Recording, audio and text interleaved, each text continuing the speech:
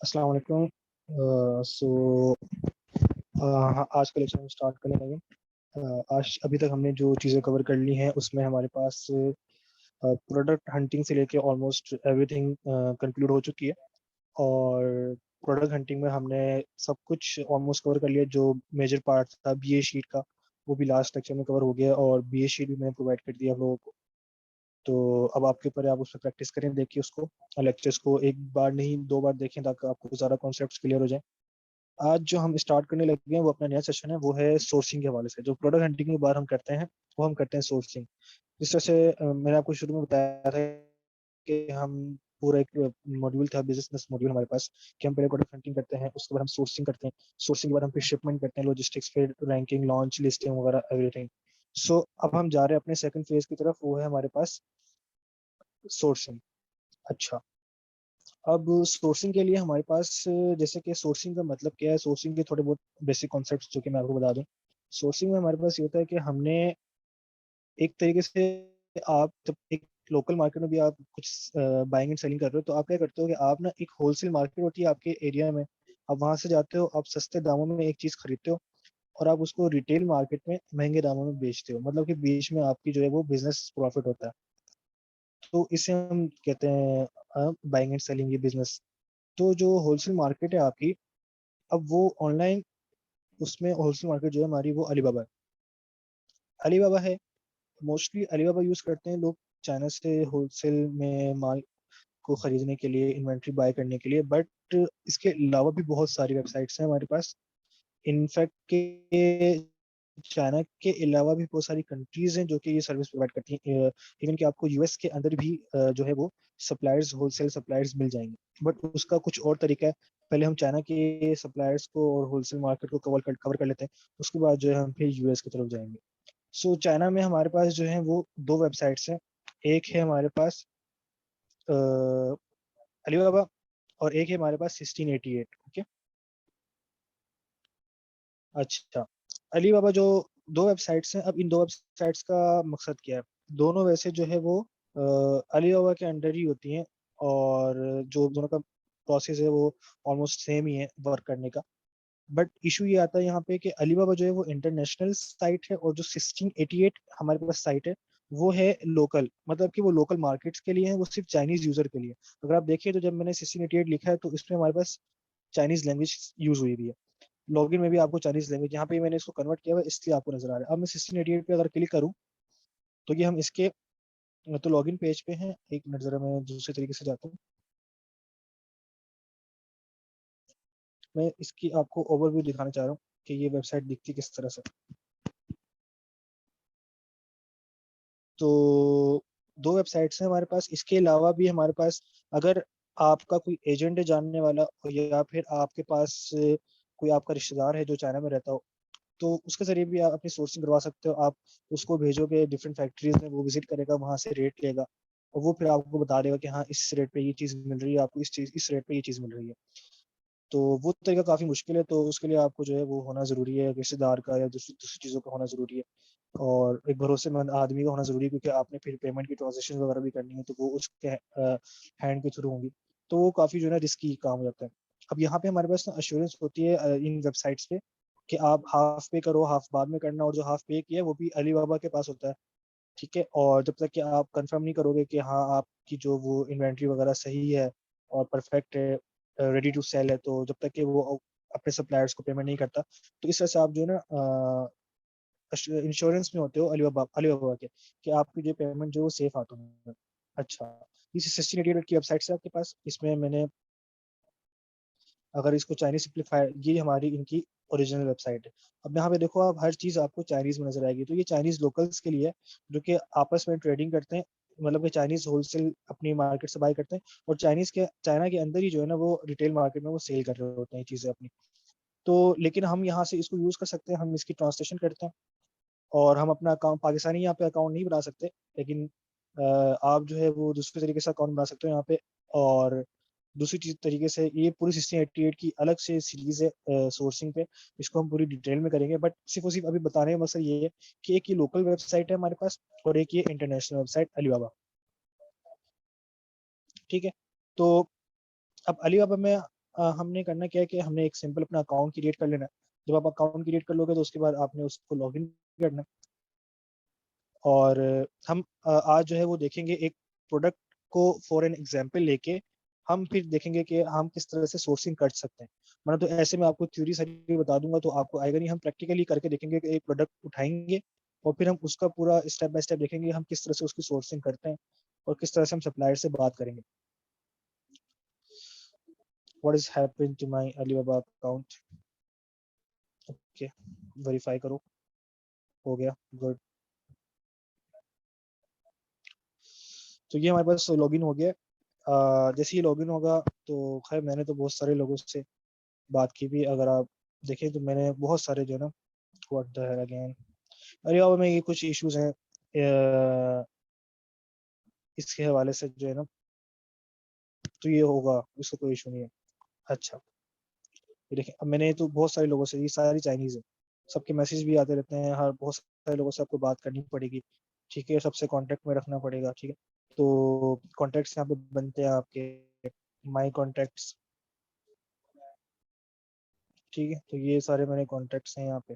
तो ये चीज़ें तो बाद में आपको बताऊंगा। अब मैं आपको थोड़ा अलीबाबा का ओवरव्यू दे देता हूँ कि अलीबाबा है क्या। अब हम आ गए ये अलीबाबा की मेन वेबसाइट पे, जो आपको सबसे पहले नजर आएगी जब भी आप अपना अकाउंट बनाएंगे। ये मेरा अकाउंट बना हुआ है, ठीक है।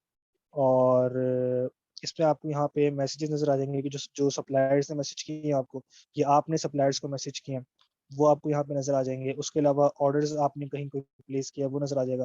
कोई चीज़ आपने ऐड टू कार्ट की हुई है, जैसे सिंपल एक शॉपिंग वेबसाइट होती है उसी तरह से, बट यहाँ पे लार्ज क्वांटिटीज में ऑर्डर प्लेस किया जाता है। अच्छा, बिल्कुल अमेजोन की तरफ, जैसे यहाँ पे प्रोडक्ट कैटेगरी आ गई और यहाँ पे आप अपनी कैटेगरी भी चूज कर सकते हैं। प्रोडक्ट हो गया या फिर कंपनीज हो गई या मैन्युफैक्चरिंग कंपनीज हो गई, वो आपने चूज कर ली। कैटेगरीज में आप यहाँ पे चेक कर लो कि कैटेगरीज क्या है हमारे पास। तो ये क्या हो गया, इसको लोड क्यों नहीं हो रही है।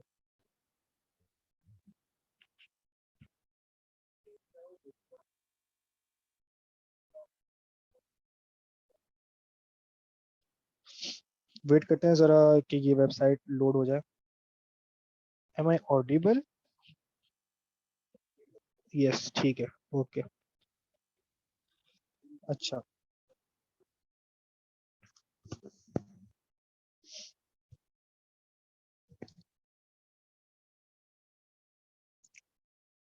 वेबसाइट आपको डिफरेंट प्रोडक्ट्स नजर आएंगे। ये जो रिसेंटली मैंने सर्च किए हैं प्रोडक्ट्स अपने लिए, तो वो यहाँ पे शो कर रहा है कि रिसेंटली आपने सर्च किए, उसके हिसाब से आपको वो सजेशन दे रहा होता है। अच्छा, अब हम एक प्रोडक्ट है उसको हम लेंगे फॉर एन एग्जाम्पल और यहाँ पे देखेंगे कि हम किस तरह से सोर्सिंग परफॉर्म करते हैं। अब हमने amazon.com लिखा है और डॉट कॉम लिखने के बाद हम चेक करेंगे कि हमने प्रोडक्ट कौन सी चूज किया।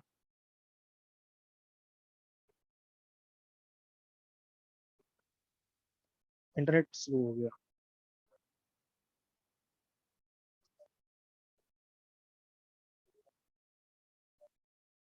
अच्छा, हम लेते हैं पिज्जा प्लेनर। आई थिंक इसी तरह का कोई कीवर्ड था, याद नहीं मुझे अभी, बट लेट्स सी कीवर्ड हमारे पास आ जाएगा।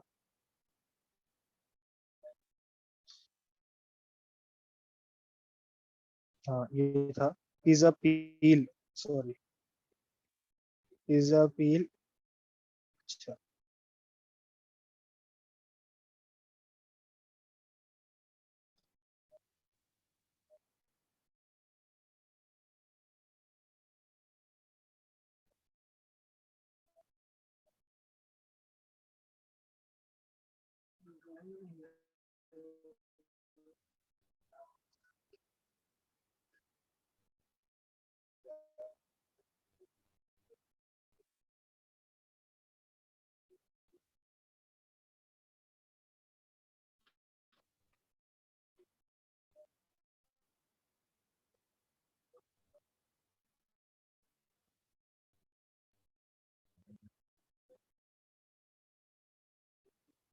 वो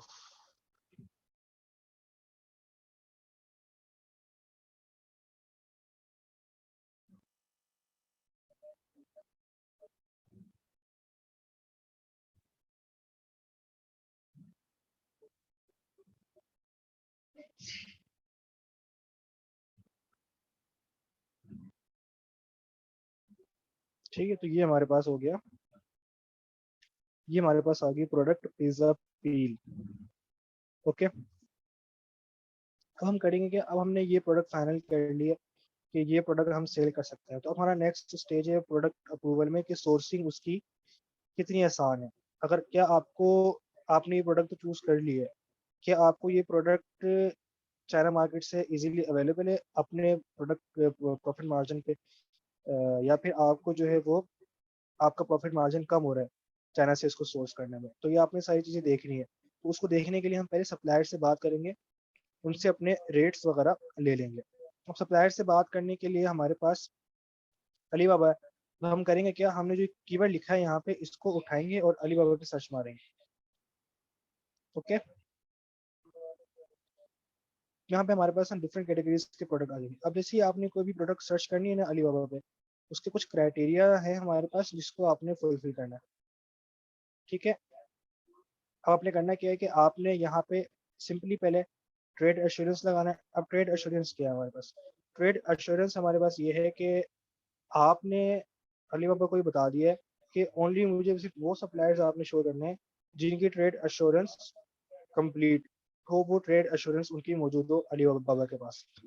ट्रेड एश्योरेंस से ये होता है कि Alibaba as a third party act करता है in between you and your supplier, कि जिसमें आप पेमेंट करते हो अपने सप्लायर को, बट अलीबाबा इन बिटवीन वो पेमेंट अपने पास रखता है। जैसे ही आपका काम होता है तो वो पेमेंट भी सप्लायर को ट्रांसफर कर देता है। इस तरह ये होता है कि आप जो सेफ होते हो, आपकी पेमेंट का जो है वो आपको रिस्क नहीं होता कि कहीं पे आपकी पेमेंट जो है वो कोई आपके साथ फ्रॉड हो जाएगा या कोई आपके साथ स्कैम हो जाएगा। तो वो उस चीज़ से बचने के लिए आप ट्रेड एश्योरेंस अप्लाई करते हो, और ताकि आपको जो सिर्फ वही फैक्ट्रीज और वही सप्लायर्स नजर आए जो कि ऑलरेडी ट्रेड एश्योरेंस हो। ठीक हो गया। अब ट्रेड एश्योरेंस लगा दी और वेरीफाइड सप्लायर्स भी आपने टिक करना है। ये दो फिल्टर आपने यहाँ पे लाजमी लगाने जब भी आपने कुछ भी सर्च करना है। ठीक है, तो जैसे ही आपने ये दो फिल्टर लगाए तो उसने क्या किया है कि हमें और फिल्टर आउट करके हमें दिखा दिए प्रोडक्ट्स। ठीक हो गया। अब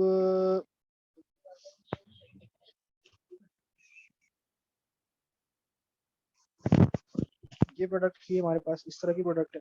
आपने क्या करना है कि आपने टॉप 10 सप्लायर्स को यहाँ से चूज कर लेना। फर्स्ट ऑफ ऑल ये आया हमारे पास 3 साल का एक्सपीरियंस। तो आपने करना है कि हमने सप्लायर वेटिंग करनी है, कि मतलब अपने सप्लायर को शॉर्ट आउट करना है, उसको शॉर्ट लिस्ट करना है सप्लायर्स को, लेकिन सप्लायर्स को हम चूज करने वाले हैं और किन को नहीं करने वाले। एटलीस्ट आपने जो करना है वो ये करना है कि वेरीफाइड सप्लायर हो, ट्रेड एश्योरेंस हो उसके पास, और जो थर्ड चीज आपने देखनी है वो उसका ईयर्स ऑफ एक्सपीरियंस और उसके रिव्यूज। ठीक है, ईयर्स ऑफ एक्सपीरियंस एटलीस्ट 2 साल से ऊपर हो, 3 साल तो हो लाजमी। उसके बगैर आप जो है उसको ऑर्डर नहीं करोगे। 3 साल का इसका भी एक्सपीरियंस है, let's open it as well. उसके बाद हमारे पास ये भी एक पिज्ज़ा पील है, इसके साथ 5 साल का एक्सपीरियंस है। और ये भी एक पिज्ज़ा पील है, 11 साल का एक्सपीरियंस है इनका। ठीक है, तो आपने क्या करना है, आपने इस तरह 10 सप्लायर्स को खोल लेना है। मैं अभी कुछ को चंद को खोलता हूँ और अभी मैं देखता हूँ कि आगे मैंने किनके साथ कंटिन्यू करना है। तो फिर आपने खोलने के बाद ना इनको मैसेज करना है, यहाँ से कॉन्टेक्ट सप्लायर को लिख के। अब आपने इनको डायरेक्टली मैसेज नहीं करना, इसको कैसे करना, आपने करना क्या है कि आपने जो है ना पूरा एक पहले नोट बनाना है अपना पैराग्राफ, और उस पैराग्राफ में होगा क्या कि आपने उस पैराग्राफ में ये बताना है कि आपका नाम क्या है, आप कौन सी कंपनी, पूरा एक प्रोफेशनल तरीके से आपको नोट लिखना है कि सप्लायर को ये लगे कि कोई बड़ा सेलर, कोई बड़ा इन्वेस्टर आपको मैसेज कर रहा है। तो उनका रिस्पॉन्स जो है वो काफ़ी डिफरेंट होता है और काफ़ी जल्दी आता है फिर आपके पास। सो करना ये हमने कि हमने फॉर फॉर एन एग्जांपल मैं आपको बता दूं कि आपने लिखना है कि hi, this is Shahriyar here, Shahriyar manager at Seek International. Okay, I just have seen your product catalog and I want to explore my e-commerce business with your product range. I am interested in one of your product pizza peel. I want to sell it on Amazon, and in the beginning I want 1,000 pieces to start off my e-commerce store, and in future I will be buying a lot of inventory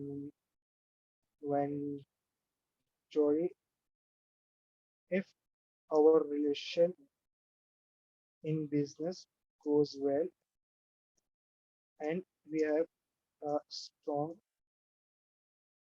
partnership. So can you please answer my following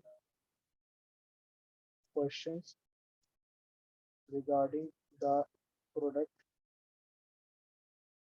फिर आपने उससे पहले तो आपने उसको क्या किया, अपना इंट्रोडक्शन दे दिया, जिससे मैंने बताया कि hi this is Sheriya, manager at international.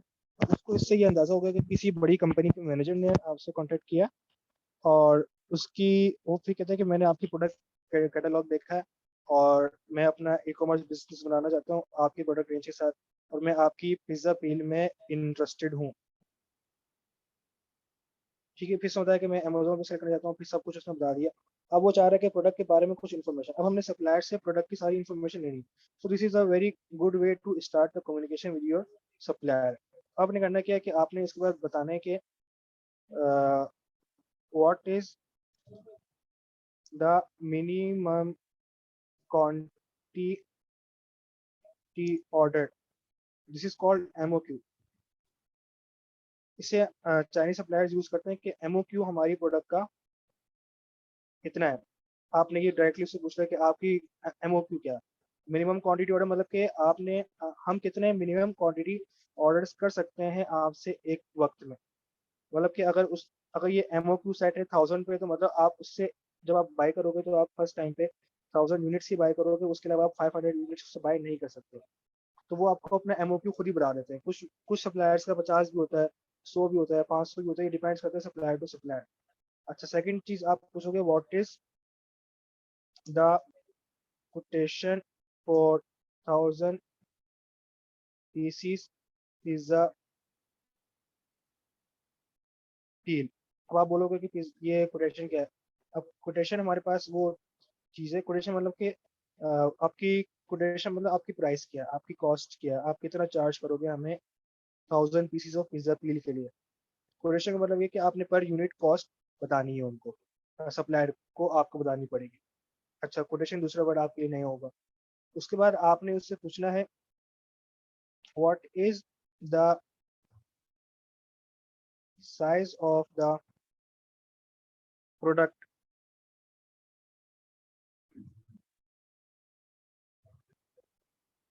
what material it is made of, and आपने फिर उस और क्या चीज़ उससे पूछनी है, how many days will you take to make this 1,000 units। ठीक है, एंड आपने उससे क्या पूछनी है, are you able to do OEM और ODM। ये भी आपके लिए नई टर्म्स है। और OEM और ODM में मतलब ये है कि OEM होता है हमारे पास इन दोनों का मतलब ये होता है कि आप क्या प्रोडक्ट का डिज़ाइन हमारे लिए चेंज कर सकते हो। मतलब कि अगर इस तरह का डिज़ाइन है पिज़्ज़ा पील का स्क्वायर में, तो आप इसको क्या हमारे लिए गोल कर सकते हो।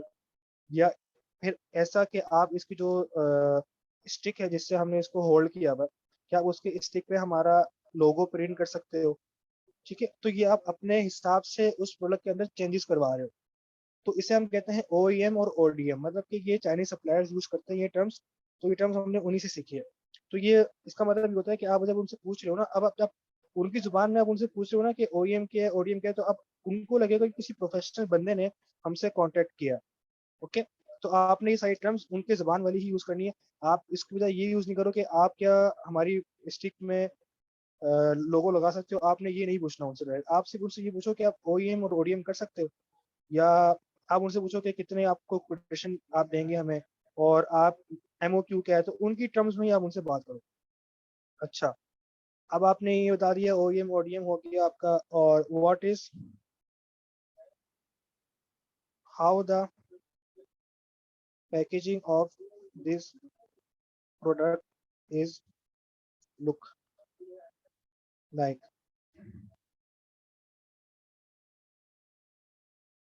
हाउ इज द, इंग्लिश में आपने उससे नहीं बताना क्योंकि चाइनीज उसको खुद भी इंग्लिश नहीं आता।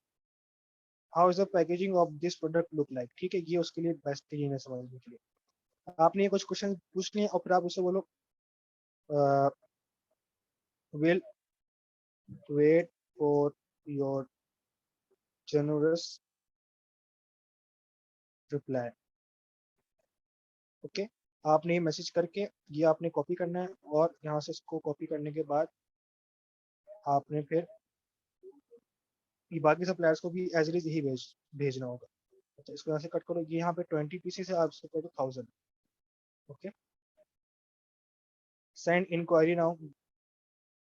जैसे आप सेंड इंक्वायरी करोगे ये उसको मैसेज चला जाएगा। ठीक है, उसके बाद यहाँ पे आएगा, इसको आपको कुछ करने की जरूरत नहीं, इसको आप कट करो। अच्छा जी, अब ये आ गया हमारे पास दूसरा वेरीफाइड सप्लायर। ठीक है, अब जब इसकी आप जाओगे तो यहाँ पे आपको अब इससे भी आप एज इट इज करो कि आपने दोबारा मैसेज लिखने की जरूरत नहीं है, आपने उसको क्योंकि कॉपी किया हुआ है, just copy and paste, and एक सप्लायर को भेजा आपने। इस तरह आप टॉप 10 सप्लायर्स चूज करोगे और आपने उसको भेजना है।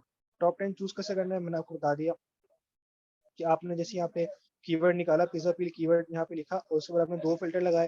तो 2 फिल्टर लगाना बहुत लाजमी है। जैसे आपने वो 2 फिल्टर लगाए बगैर अगर कुछ किया तो आपकी सारी चीजें बर्बाद, क्योंकि फिर आपको ट्रेड एश्योरेंस भी नहीं मिलनी, आपको फिर वेरीफाइड सप्लायर्स भी नहीं मिलना है, फिर आपको ठगे हुए सप्लायर्स मिलने हैं, जो कि इन दी एंड आपकी जो इन्वेंट्री का नुकसान करवाएंगे और सबका नुकसान करवाएंगे। अलीबाबा पे भी ऐसे केस होते हुए मैंने देखे हैं, जो कि 4 4 5 5 महीने इंतजार करना पड़ता है, वो आपको इन्वेंट्री नहीं भेजते और आपको जो है वो फिर कॉल करवाते हैं। अच्छा, उसके बाद हमने करना क्या है, जैसे ही आप मैसेज कर दो सप्लायर्स को, तो वो यहाँ पे आपके पास मैसेज आएंगे कि आपने इसको मैसेज किया। ठीक है, और उसके बाद ये तो हो गया कि आपने सप्लायर से कांटेक्ट कैसे करना है। अब मैं आपको बता रहा हूँ कि अब आपने ना जबकि खोले हैं 10 सप्लायर्स अपने, कि आपने यहाँ से टॉप 10 सप्लायर्स चूज करके आपने नए टैब्स में खोलने। अब उन टॉप 10 में से भी अब जरूरी नहीं है कि आप हर किसी को मैसेज करोगे। आपने सप्लायर को चूज कैसे करना है, आपने हर किसी को मैसेज नहीं करना। आपने पहले सप्लायर को देखना है कि हाँ भाई मैं मेरे काम का है ये बंदा कि नहीं। तो आपने उसका काम को देखने के लिए आप क्या करोगे, आप उसकी फैक्ट्री को अंदर से विजिट करोगे। फैक्ट्री को विजिट करने का तरीका क्या है कि आप यहाँ जाओ, कंपनी प्रोफाइल पे जाओ। ठीक है, और आपको यहाँ से नज़र आ जाएगा कंपनी की इंफॉर्मेशन के बारे में। ठीक है, और इसकी तो अभी खैर कंपनी नहीं आ रही इधर। मैं यहाँ पे कहाँ जाना चाह रहा था, ये यहाँ से जो ये कॉलम है ना, ये जो बॉक्स बना हुआ है साइड पे वेरीफाइड सप्लायर, इसके साथ यहाँ पे कंपनी का नाम लिखा हुआ है, शंघाई ली हुई इंडस्ट्रियल कॉर्पोरेशन लिमिटेड, 3 साल का एक्सपीरियंस है, ट्रेडिंग कंपनी। ठीक है, अब यहाँ पे दो टर्म्स यूज होती हैं चाइना में कंपनी के लिए, एक है मैन्युफैक्चरिंग कंपनी मैन्युफैक्चरर्स, और एक है ट्रेडिंग कंपनी। अब इन दोनों में फर्क क्या है, मैन्युफैक्चरिंग कंपनी वो है जो कि खुद से वो मैन्युफैक्चर करती है। ठीक है, उनके पास अपनी मशीनरीज है, अपना स्टाफ है, वो खुद अपना प्रोडक्ट मैन्युफैक्चर करती है। ट्रेडिंग कंपनी क्या होती है, एक बड़ी कंपनी बनी होती है, 3 4 बंदों उसमें उन्होंने हायर किए होते हैं। वो क्या करते हैं कि वो अपनी वेबसाइट पे कंपनी पे दुनिया जहाँ की प्रोडक्ट्स को लिस्ट कर देते हैं, और लिस्ट करने के बाद क्या करते हैं, उनकी मैन्युफैक्चरिंग कंपनी से कांटेक्ट होता है।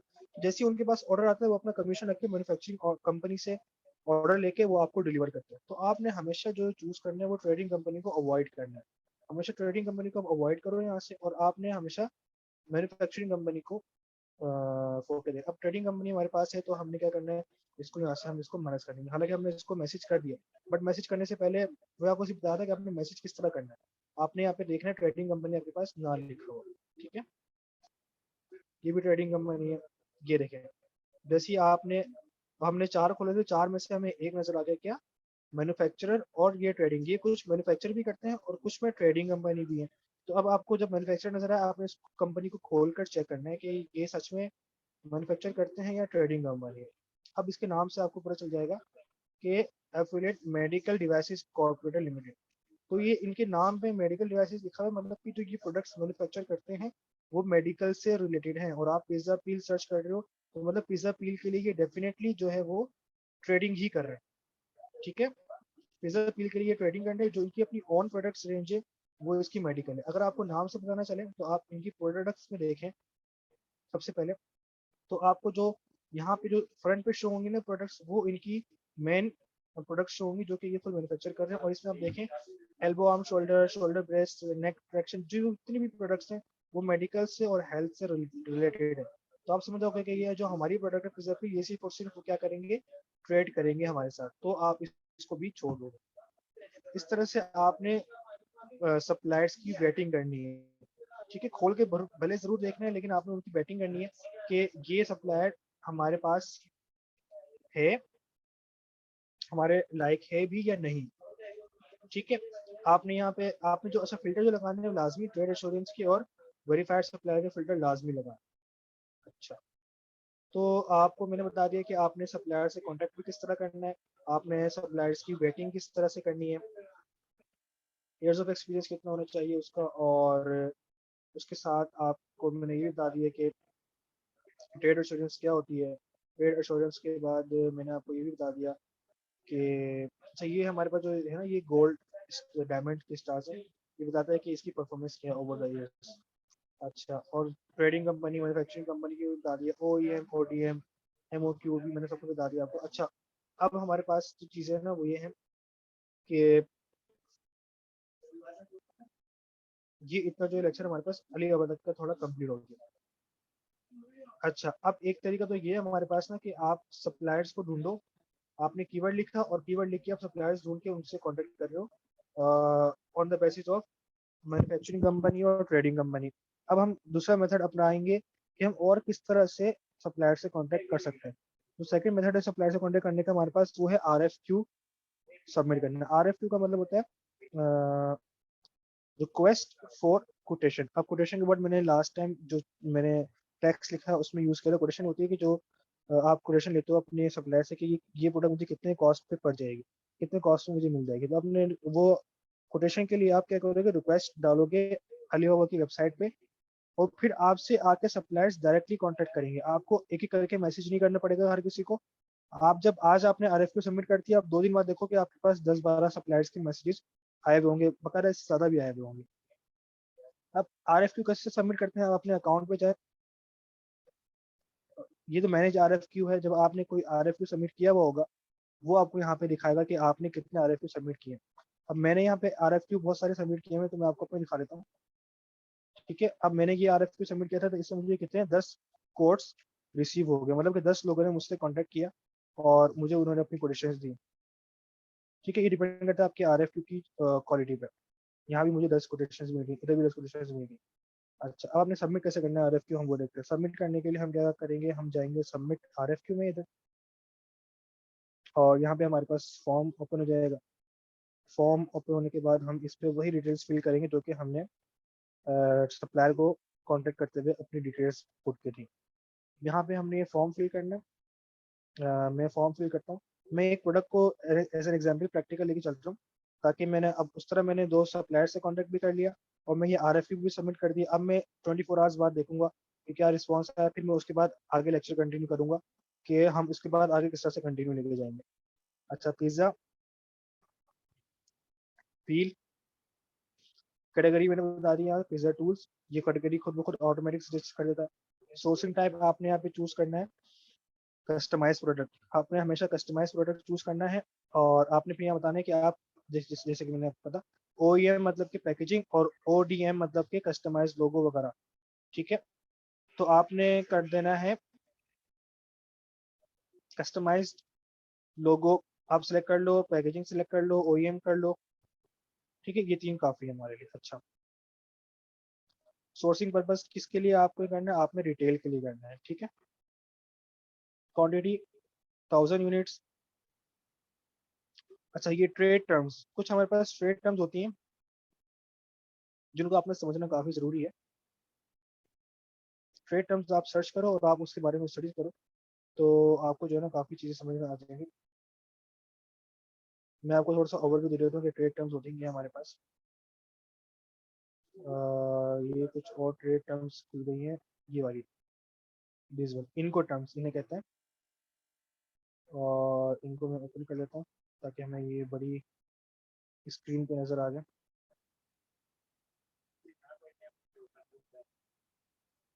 ठीक है। अच्छा, ये हमारे पास है इनको टर्म्स। ये आपको सप्लायर से बात करते हुए आपको पता होनी चाहिए कि ये इनको टर्म्स और ट्रेड टर्म्स का क्या मकसद है और आपने क्या सप्लायर से लेना है और क्या नहीं लेना है। अच्छा, यहाँ पे हमारे पास बताया है कि सर्विसेज, ये सर्विसेज हैं और ये उसके नाम है कि ये अवेलेबल है या नहीं। यहाँ पे 2 कैटेगरीज हैं, या तो सेलर देगा आपको ये सर्विस या तो बायर, ये या तो ये बायर की जिम्मेदारी होगी या सेलर की जिम्मेदारी होगी, ठीक है। अब इसमें अगर जब सबसे पहले जो इनको टर्म हमारे पास है वो है एक्स वर्क्स, EXW। अगर आपको सप्लायर ने EXW प्राइस में कोटेशन दी है तो इसका मतलब ये है कि वो सिर्फ और सिर्फ सप्लायर अपनी मैन्युफैक्चरिंग कंपनी के अंदर मैन्युफैक्चर करेगा प्रोडक्ट और वो अपनी कंपनी के अंदर ही प्रोडक्ट रखेगा। वहां से कंपनी के अंदर से प्रोडक्ट को उठाना,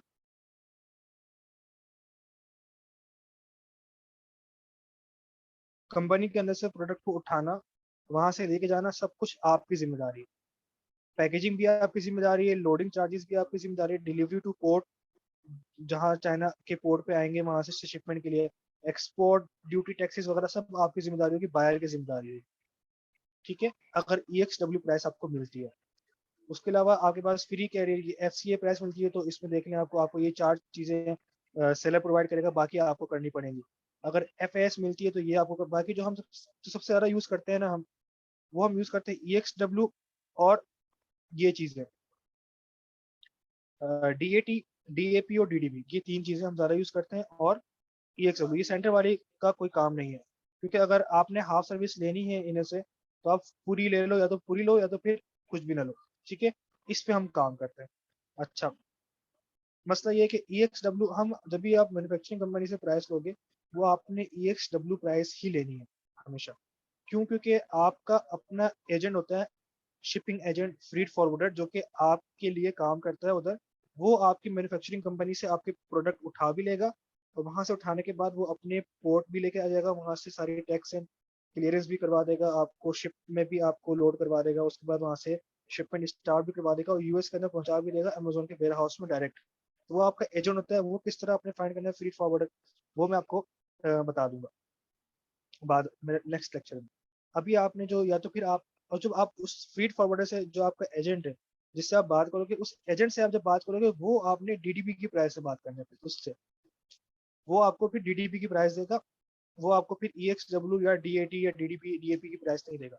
उससे आपने हमेशा DDP की प्राइस लेनी है, क्योंकि इसमें आपको ये होता है कि जब आपकी प्रोडक्ट US के अंदर उतरेगी तो वहाँ पे कस्टम क्लियरेंस होती है, टैक्स क्लियरेंस होती है, तो वो आपको फिर आपको, क्योंकि आप तो फिजिकली वहाँ पे अवेलेबल नहीं होना, तो आपको करनी पड़ेगी। लेकिन आपका एजेंट आपके लिए वो कर रहा होता है ऑन योर बिहाफ, तो वो आपको DDP प्राइस देता है फिर, ठीक है। तो आपने फिर हमेशा DDP प्राइस लेनी है अपने शिपिंग एजेंट से। तो ये इनको टर्म्स का मैं इसलिए आपको मैंने इंट्रो करवा दिया कि हम ये अलीबाबा से जब सप्लायर से बात कर रहे होंगे तो हम ये बहुत ही फ्रिक्वेंटली इसको यूज कर रहे होंगे, ठीक है। EXW और FOB तकरीबन एक ही है।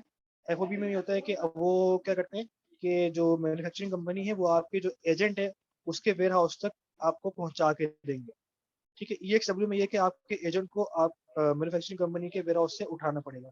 तो हम EXW कर लेते हैं, क्योंकि जब FOB लगाओगे तो वो एफओबी की चार्जेस ज़्यादा चार्ज करते हैं सप्लायर इन टर्म्स ऑफ के एजेंट हमारा उठा के ले जाए, वो ज़्यादा बेहतर होता है हमारे लिए। मैक्सिमम हम जरा आपने लगा देना 1000 से 5000, बस ज़रा नहीं बताना उनको। कलर वगैरह ये सारे इंपॉर्टेंट नहीं है, अभी कुछ भी हमारा इंपॉर्टेंट नहीं है। यहाँ पे आपने वही डिस्क्रिप्शन लिख दी थी जो कि हमने उसके लिए लिखी थी अपने सप्लायर के लिए। आपने वो डिटेल लिखी यहाँ पे। अटैचमेंट आपके पास कुछ है अगर पिक्चर्स वगैरह प्रोडक्ट की, तो वो डाउनलोड करके आप यहाँ पे लिख दो और वो आप अप्लाई कर दो, ठीक है।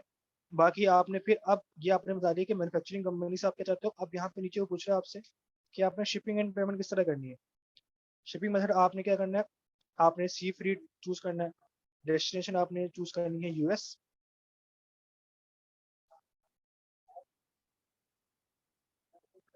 Where is US, here it is, ठीक है। लीड टाइम शिप इन, ये आपको जरूरत नहीं है। पेमेंट मेथड आपने हमेशा टी टू टी, मतलब ये हमारे पास है बैंक टू बैंक ट्रांसफर होता है थ्रू ट्रेड अश्योरेंस, ये हम यूज करते हैं। तो आपने टी टू टी चूज करना है हमेशा, ठीक है। तो अभी ये कंप्लीटनेस बता रहा है पुअर, क्योंकि हमने काफी चीजें छोड़ दी हैं इसमें। हमने ना प्रोडक्ट के बारे में बताया ना कुछ बताया, ठीक है। तो अगर अटैचमेंट डालोगे तो इसकी कंप्लीटनेस ज्यादा अच्छी हो जाएगी, ठीक है। ऐसा करो, मैं ऐसा करता हूँ कि ना मैं जो ये टैक्स होता है ना, वही वर्ड डॉक्यूमेंट में डाल के और वही वर्ड डॉक्यूमेंट यहाँ पे अपलोड कर देता हूँ, ठीक है। तो ये वर्ड डॉक्यूमेंट होने से ये कि इसकी जो है वो कंप्लीटनेस फेयर के ऊपर आ जाती है। तो जो सप्लायर्स होते हैं ना ज़्यादा, वो फेयर कंप्लीटनेस वाले फॉर्म को ज़्यादा रिस्पॉन्स कर रहे होते हैं। और फिर अगर आप चाहो तो यहाँ पे कलर वगैरह चूज कर लो कि वाइट चाहिए मुझे। पिज्जा टूल जो है जैसे जैसे आपने यहाँ पे फिल करना शुरू करोगे, ये फेयर से अच्छा हो जाएगा। पिज्जा सीजर, पिज्जा पील्स चाहिए आपको। मेटल मटेरियल कौन सा चाहिए आपके पास, एल्यूमिनियम का होना चाहिए या जो भी है, स्टेनलेस स्टील आप कर लो। फीचर क्या होना चाहिए आपके पास, सस्टेनेबल होना चाहिए, ठीक है। तो ये ग्रेड हो गया। जैसे ही आपने कुछ कॉलम्स फिल किया, ये अब ग्रेड के ऊपर चला गया। आपने फिल करने के बाद ये आपका RFQ बन गया पूरा, ठीक है। आपको इनको टर्म्स भी बता दी मैंने, ट्रेड टर्म्स EXW। फिर आपने क्या करना है, इसको आप सबमिट कर देना। जैसे ही आप सबमिट करोगे, ये आपका RFQ हो गया। बाइंग रिक्वेस्ट, क्वालिटी रेटिंग, 3 की आपको रेटिंग दी और आपका सक्सेसफुल हो गया। अब आप फिर जब भी आपको चेक करना है कि आपको रिस्पॉन्स कहाँ से आया, तो आपने मैनेज माई बाइंग रिक्वेस्ट, ठीक है। बाइंग रिक्वेस्ट में आप जाओगे, आप यहाँ से मैनेज करोगे, ये कंप्लीट हो गया। हम इसको 24 आवर्स बाद चेक करेंगे कि हमें कितने सप्लायर्स ने कॉन्टैक्ट किया और जिनको हमने कॉन्टैक्ट किया उनका कैसा रिस्पॉन्स आया। क्योंकि अभी वो रात का टाइम है, वहाँ पे वो सो रहे होंगे, तो सुबह उठ के इंशाल्लाह वो फिर कॉन्टैक्ट करेंगे हमसे, ठीक है। तो ये टोटल हमारे पास चीज़ें हो गई हैं कि हमने किस तरह से अलीबाबा पे सप्लायर से बातचीत करनी है। अब आगे हमने किस तरह से उनसे बातचीत करनी है, वो जब हमें रिस्पॉन्स आएगा तो हम उसको फिर आगे कंटिन्यू करेंगे। अच्छा, टर्म्स फॉर फ्रीड भी मैंने बता दिया आपको, ट्रेड एश्योरेंस भी बता दी मैंने। और फ्रीड फॉरवर्डर, हमारे पास फ्रीड फॉरवर्डर क्या होता है, फ्रीड फॉरवर्डर ये होता है हमारे पास कि आप, जैसे मैंने आपको बताया शिपिंग एजेंट, एक तो मैन्युफैक्चरिंग का काम, मैन्युफैक्चरिंग कंपनी का काम है कि वो आपकी प्रोडक्ट को मैन्युफैक्चर करेगी, आपका लोगो प्रिंट करेगी उसके ऊपर, और आपका एक शिपिंग एजेंट होता है, उसे हम कहते हैं फ्रीड फॉरवर्डर। वो क्या करता है कि वो आपकी कंपनी से, आपकी मैन्युफैक्चरिंग कंपनी से उठाता है आपकी इन्वेंट्री और वो अपने वेयर हाउस लेके आता है और अपने वेयर हाउस में लाके फिर वो उसको पैकेजिंग वैकेजिंग जो भी उसको जरूरत होती है फुल वो करके फाइनल, फिर वो उसका वेट मेजर करता है। वेट मेजर करने के बाद फिर वो क्या करता है कि आप, वो अपने वेयर हाउस से पोर्ट पे लेके जाता है, वहां से कस्टम क्लियरेंस करवाता है, और उससे जो आपका शिपिंग एजेंट है उससे आपने हमेशा DDP पे प्राइस लेनी होती है। DDP पे आपने प्राइस ली तो आपको फिर वो सारी टैक्स एंड कस्टम क्लियरेंस वो आपको करवा के देगा ऑटोमेटिकली। करवाने के बाद फिर वो आपकी प्रोडक्ट को US ट्रांसफर करता है। ये हमारे पास होता है freight forwarder. As a freight forwarder act करता है हमारा बिटवीन हम, our Amazon warehouse and our supplier, ठीक है। ये बहुत जरूरी होता है।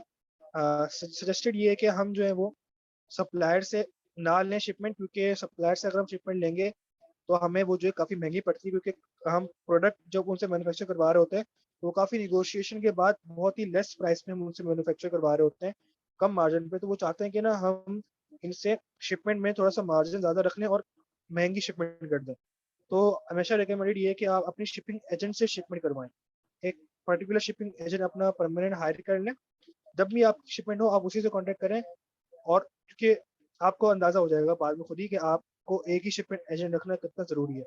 क्योंकि जब ट्रांसपोर्टेशन होती है तो बहुत सारे इश्यूज होते हैं। आपका जो इन्वेंट्री है वो काफ़ी दफ़ा बीच में रुक भी जाता है काफ़ी दफ़ा, एंड अटक जाता है, और कस्टम क्लियरेंस नहीं होती है कुछ कंट्रीज से।